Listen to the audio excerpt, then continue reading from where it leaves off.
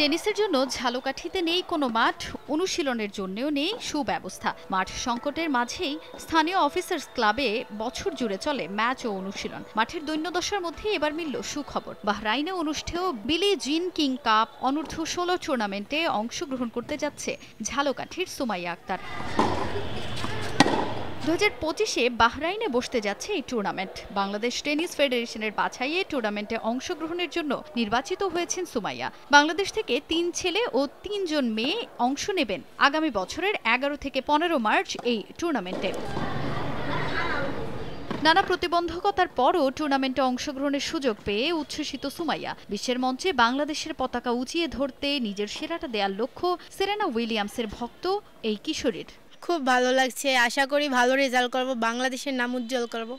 আর আমার ইচ্ছা আমি এক সময় আরও যখন বড় হব ওই সময় বিশ্বের নাম্বার 1 টেনিস প্লেয়ার হব, এইটাই আমার ইচ্ছা। আমি অনেক খুশি, আমার পরে কেউ ঝালকাঠি ক্লাব থেকে উঠে গিয়ে এত বড় একটা পজিশনে চান্স পেয়েছে, তো খুব ভালো লাগছে। বিশ্ব মঞ্চে যাই করুক, যে অংশগ্রহণ করতে পারছে এটাই তো অনেক কিছু। এর আগেও ঝালকাঠি জেলা থেকে বেশ কয়েকজন আন্তর্জাতিক টুর্নামেন্টে দেশের হয়ে প্রতিদ্বন্দ্বিতা করে সুনাম বয়ে এনেছেন। ভবিষ্যতেও এ ধারা অব্যাহত রাখার প্রত্যয় জেলা সংগঠকদের। ঝালকাঠি থেকে এর আগেও সুস্মিতা সেন সে এই খেলায় অংশগ্রহণ করেছিল, সে ওইভাবেই করেছিল।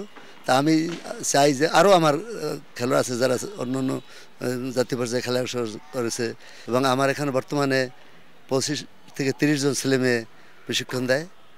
আমি চেষ্টা করব আগামীতে আরও যাতে টেনিস উন্নয়ন করতে পারি। বাহরাইনে আয়োজিত এই টুর্নামেন্টের আগে ভালো প্রস্তুতিতে সংশ্লিষ্টদের সহযোগিতা চান ঝালকাঠির সুমাইয়া। সময় সংবাদ, ঝালকাঠি।